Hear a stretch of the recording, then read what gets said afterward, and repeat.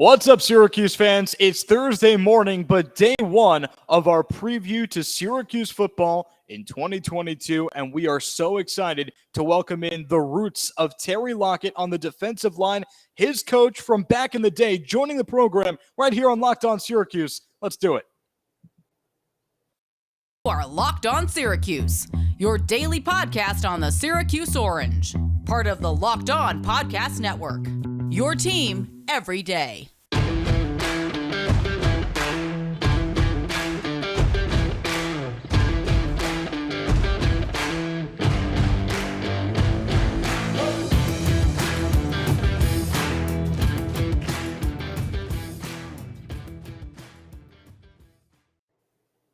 No better way to spend your Thursday than with Locked On Syracuse. I'm Klein alongside Matt Bonaparte, and we are very, very happy to bring in Coach William Watson of Springfield Central High School and one of the father figures in the development of Syracuse defensive tackle Terry Lockett. Coach, thank you so much for taking the time. Thanks for having me. Now, you are here on Locked On Syracuse. We appreciate the fans making it your first listen every day, free and available wherever you get your podcasts. And now we have another friend of the pod. Happy to add you to our Rolodex here. We're talking about Terry Lockett because right now he is the guy to look out for on the Syracuse defense after an uber-productive freshman season, a true freshman season. Was there any bit of surprise on your end when he was really shining in his limited time? 2 sacks. Absolutely not. Absolutely not. I've been, hollering his name since middle school. Everywhere he's gone, he's always been a standout player. And I know he goes about the game the correct way. In the off season, as far as preparing himself mentally, physically, he's all in. So nothing that he does surprises me or will surprise me in the future because I expect more out of him. I expect him to pick it up, another seven to 10 notches this year. I think, Syracuse fan base will be very happy at the conclusion of this season with the production they get out of him.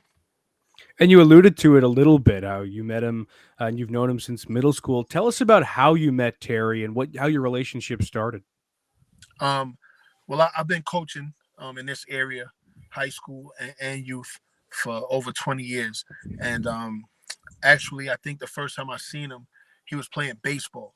My son was on the team. My son was one of the younger guys on the team, but Terry was like one of probably the biggest kid in the league. Just off the strength of that and me being a football and basketball coach, he caught my eye, spoke to his mother. We used to have conversations during the baseball games, and one thing led to another, and he ended up playing basketball for me. Had a lot of success. He was a very good basketball player at the time, and then we kind of got him into playing football, and the relationship kind of took off from there. Now, Coach, I don't think you'd lied to us in the first 3 minutes of this interview, but when I hear Terry Lockett baseball, I have a tough time just envisioning it. 6'3", 264 right now. What position was he playing on the diamond? Listen, this kid, he was a pitcher. Okay. Right? So he was throwing heat, but he also can play in the field, and he would hit home runs in parks that had no walls. Like the ball would just keep. The ball flew off his bat. I would if he was my son, I would have kept him in baseball. I wouldn't have let him stop playing baseball. He was phenomenal at a young age, and I really thought if he wanted to, he could have been an excellent baseball player if that's where he committed his time to. But he had a passion at the time for basketball, and then we talked him into playing football. But that's what he wanted to do. So AAU basketball is at the same time as baseball. So he kind of, started moving away from the baseball the game of baseball, and started playing basketball a little more. Well, Brad and I were doing our research. We read a couple of quotes from a couple of articles, one of which where Terry says, quote, "At first, when I started to play football, I wasn't an athlete. I was just a big kid. I didn't feel like I was good enough." And then later on says, "On the field, I don't have any friends. If you're on the opposite team, you're not my friend. Off the field, we can be best friends, but if we're competing against each other, we're going to go at each other. How did he go from the first quote to the second quote? Just tell us about that development. Yeah, it was. I mean, it was a process. Terry is a protector at heart. What I mean by that is if you're his friend, he'll go to war for you. And he was always a gentle person, but you didn't want that. You didn't want to flip that switch. You didn't want to see the other side. He's one of those guys that he's polite, he's humble, and you just kind of want to keep him that way because when he finally does get to that point where he's upset, it's very hard to contain that energy, and put it back in and put it away. So he hits that switch now when he plays football. But early he probably lacked a little confidence on the football field. He played in the youth program with a lot of good talent. A lot of the kids in his class and in the class before him and in the class after him. There's a lot of Division I kids and a lot of kids that have dominant personalities. And he came out a little late to the game. A lot of those guys started playing when they were like 6, 7 years old. So by the time they were 10, they was, as confident as all, and he was just entering the game. And so it took him a little time to realize, the potential that he had. But once he realized it, his confidence skyrocketed and he became like a different person overnight. Talking to William Watson here from Springfield Central High School and the patriarch of Terry Lockett's development, and we're previewing Terry Lockett as a big part, as a cornerstone of the Syracuse defense. Coach, you mentioned the word confidence over and over there, and to me, it's surprising to hear that was ever something that Lockett had to figure out, because that is the first thing that I noticed when I saw him on the field was the confidence, and that's what you need as a true freshman who maybe for most guys physically overmatched, but Lockett, not really. He was ready to go from day one, but the confidence was there. So how else can he improve? What's the next step in his development? Because confidence is figured out. Yeah, he definitely has the confidence. He has to continue working. And I think the reason why I think he'll do better this year than last year is because he had to get accustomed to the system that he's playing in now. They're asking him to do different things, obviously, than we were asking him to do in high school. And so he had to learn those techniques, and I'm sure he was thinking while he was playing, trying to make sure he was doing the right thing. I think this year those things will happen naturally. He won't have to think about, am I lined up correctly? Think about striking the keys or those things should flow naturally, and he should be looking to take it to the next level. He shouldn't be worried about the basics. He should be that should come easy, and he should be worried about being great and how to continue to progress on what he's learning from the coaches. So I think the fact that he's more comfortable and he has a better understanding of the system, I think that's going to help him. And I think having a whole off season in the Syracuse weightlifting program and being able to eat correctly and do some things to his body, I think he's going to be in the best shape that he's been in, and those things are going to help contribute to him being a dominant player. But he is a phenomenal football player, and I can't wait till the season comes so he can let the country know that. You mentioned a little bit about what he experiences at SU. What else has he told you about his time on the Hill, and how often do you guys keep in touch and talk to each other? I think he was down here not too long ago. He calls me probably a little more in season than out of season. In season last year, he was, letting me know what was going on in practice, kind of showing me things, asking for, and I would tape his games too, because I'm usually outside when they play, but I would, put the Syracuse games on DVR. So when he came home, we sat down and watched some of the games, and, I was asking him questions and telling him, this is what you need to do to, to have a bigger impact, and, asking why maybe he didn't think of doing that because sometimes the coaches have scheme and they want you to be in a certain place at a certain time. So we were just kind of, going back and forth, but we talk often. He can always call me anytime of day and night. So we speak often, and we'll always talk. We'll always talk. If it's just to see how each other's doing and how the families are doing, and so on and so forth, we'll always speak.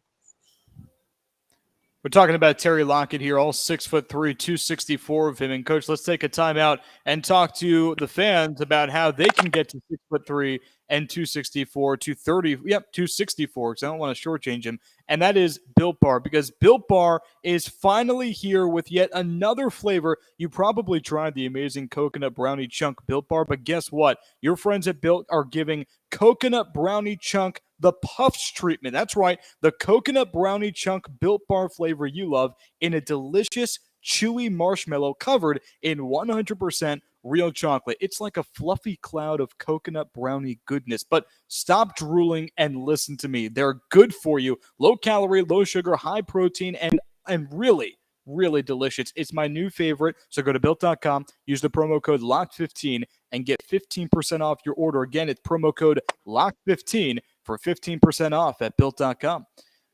All right, Coach. And hold on, Brad. I got one more thing to say. Oh, man, I'm sorry. Yeah, one live NBA draft show is not enough for Locked On. The entire NBA channel is going live on NBA draft night. So if you have an NBA or favorite NBA team, make sure you go subscribe now to their Locked On YouTube channel so you get notified when they go live on NBA draft night. Go ahead, Brad.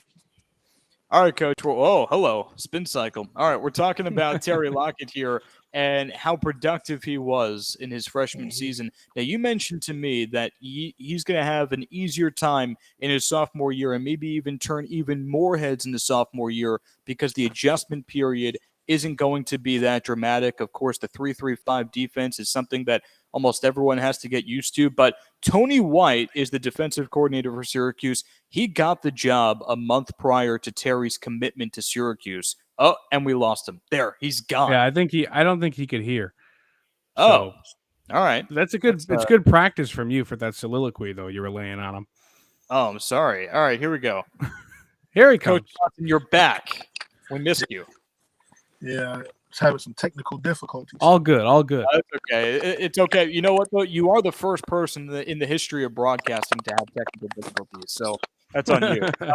So I was talking to you about Terry's transition into the 3-3-5 defense, because for a lot of people, I think that is a bit of a transition, but Tony White, the defensive coordinator, got the job with Syracuse a month prior to Terry's commitment. And so what was that like, transitioning from his defense in high school to the 3-3-5? I think, first of all, when he's in high school, we were in an even front. He was playing a lot of gap techniques. Whether he was inside or outside, he was always on the shoulder. In the 3-3-5, I think he plays a little more head up on, whether it's the center. A lot of times he's in the zero technique, so he's head up with the center. Sometimes he's in a, you can see him in the 4 or a 3 technique. But also, I think at Syracuse he's playing. They're exchanging gaps, so sometimes he may be looping 1-2 gaps over. So he may start up in the 1 technique and end up, in the B gap on the other side of the defense, and you see linebackers kind of coming in and blitzing. So he's playing a little sideways sometimes, a little more often, and they're getting pressure using the linebackers upfield. So I think that's probably a big difference for him, as opposed to just kind of putting his hand down and going all the time. But in college, you have to show more looks. You have to be a little versatile as far as what you do. And so I just think they use a little more variety of techniques, at Syracuse, obviously, than we used at Central High School. And, Coach, like we've said a couple times now, we know that you've known him for a long time. When did you know Terry was going to be something special? I would say 6th grade. 6th grade, wow. I started communicating that to him, and then I started telling everybody else when he was in 7th grade. And when I say everybody else, I mean like I was, he was playing in all-star games. He was playing in, started playing in FBU and things like that. And when I would talk to the coaches about him, I would say, listen, this is one of the best defensive linemen in the country.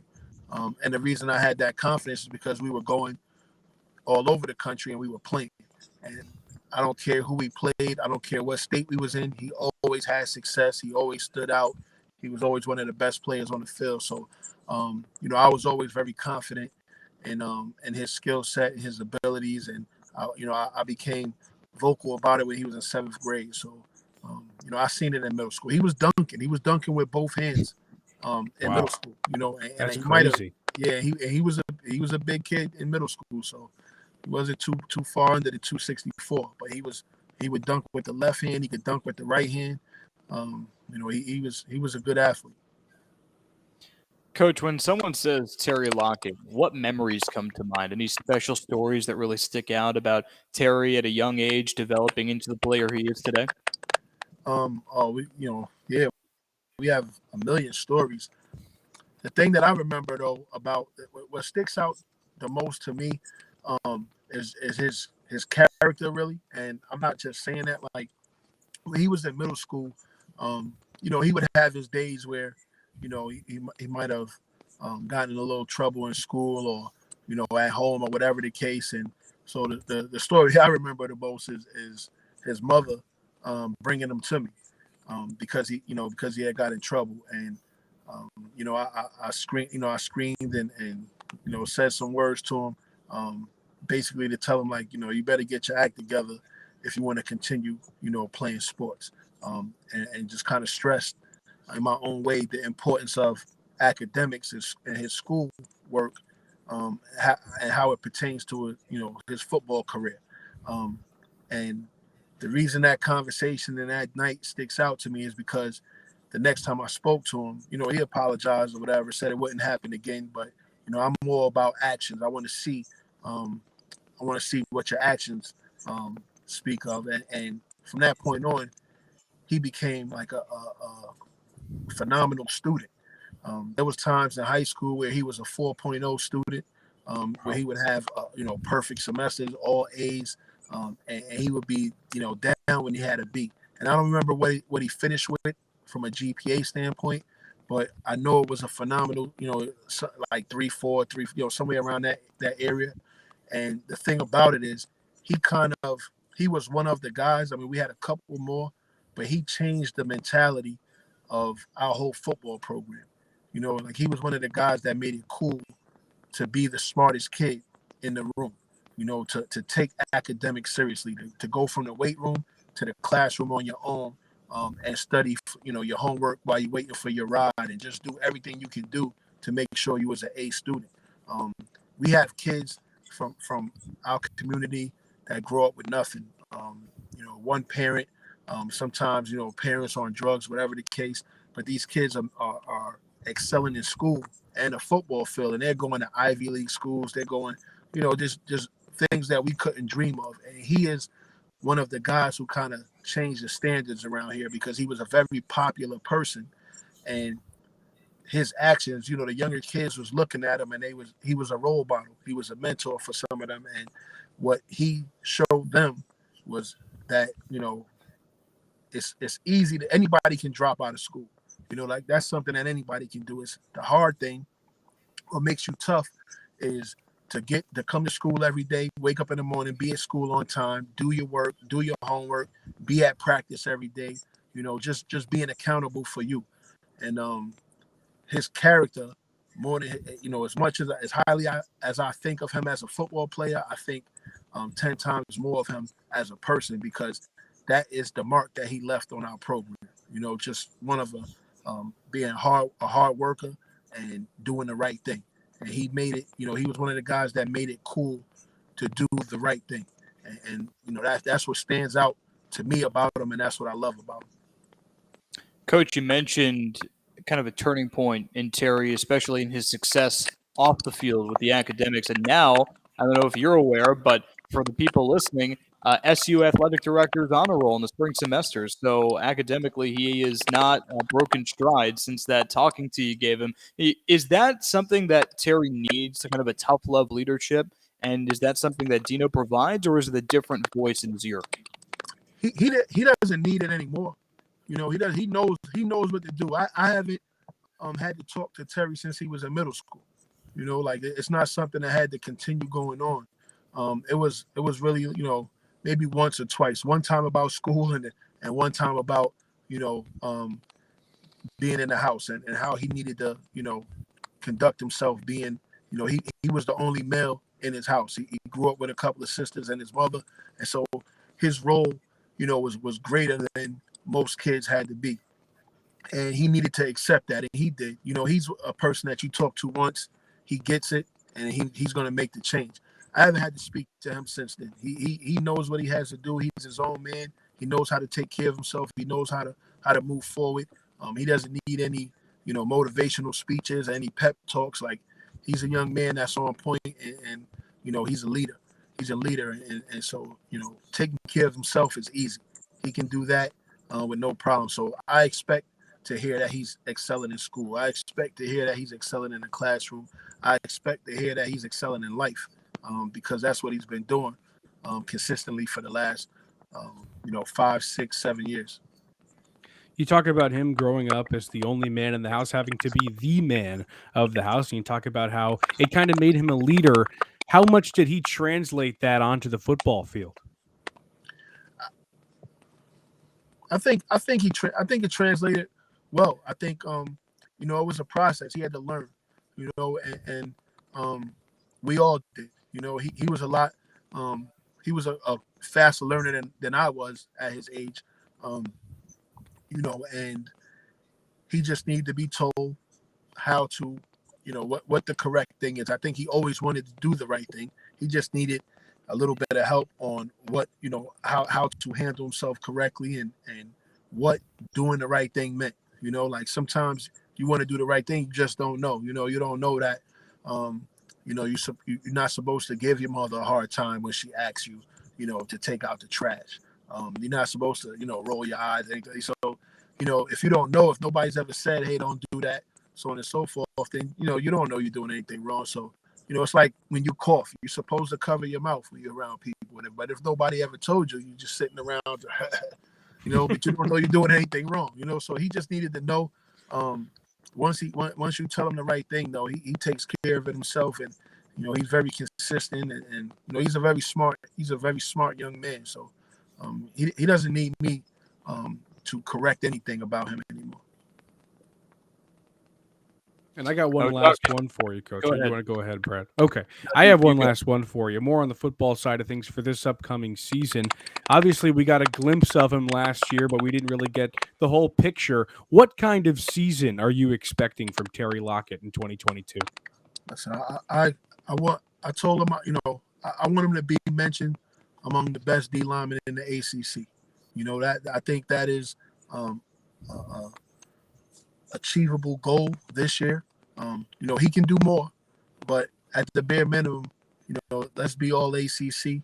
And to do that, he has to help his team win. He has to make plays that helps, Syracuse win football games. He has to, get penetration, make plays in the backfield. He has to get to the quarterback. Last year, I think he got a couple of hurries, or he would be a step or two away. He's got to finish those. He's got to close a little quicker. And so I think those are the things that he's working on. Just, instead of being half a step late, let's be, a step early. Let's get there and let's finish the play. So, those are the things that we talk about. Just, getting the job done. No excuses. Finding ways, to help your team win games. And, obviously I watched a few Syracuse games last year because he's on the team. So I'm rooting for Syracuse. But, they had some close games. And I think if he can make a few plays here and there, along with obviously, everyone else on the team, but if they can pick it up just a little bit, their record, can turn around quickly. I was at the Clemson game last year when they played in the Dome, and I thought that was a winnable game, and I thought Totally. That Syracuse, the reason they didn't win, had everything to do with them and not with Clemson. But Agreed. Clemson is still one of the more talented teams in the country, and so if you can go toe-to-toe with Clemson and you come back and your roster's a little better, I would expect that that the team and the record is better at the end of the season. And it's something that's doable. They're not far off. They got some talented guys on the team, them corners. Somebody, those guys I remember stand out. Obviously the running back is a phenomenal football player. So it's the difference, the margin between winning and losing is so small. And I would love to see Syracuse get over the hump and have a great season because I know the type of program Syracuse is. It's a school that I almost went to Syracuse when I came out of high school, so it's I know a lot about the school, and it's a great place to be, and it's a great place when Syracuse football team is winning. So let's see what happens this year. Coach, you'll always be forever orange in our hearts. Despite not going to Syracuse, you brought us Terry Lockett, and for that, we are in your debt because Syracuse fans nationwide very excited for what Lockett is set to do next season. You're poising him for all ACC. Only one way to find out, and we will find out in the fall. Again, Coach, thank you so much for taking the time, and good luck with your season coming up. Thanks for having me. Thank you. Absolutely. Thanks. And tomorrow on Locked On Syracuse, we'll bring you even more Syracuse coverage. We appreciate you making Locked On Syracuse your first listen every day. We encourage you to turn to the NBA as well because the first picks of the Ultimate NBA Mock Draft have been made. Search now for Ultimate NBA Mock Draft and get over 50 insiders, the Odyssey Sports experts, the draft experts of Locked On NBA Big Board. The 5-episode Ultimate NBA Mock Draft is underway. Make Ultimate NBA Mock Draft your second listen today.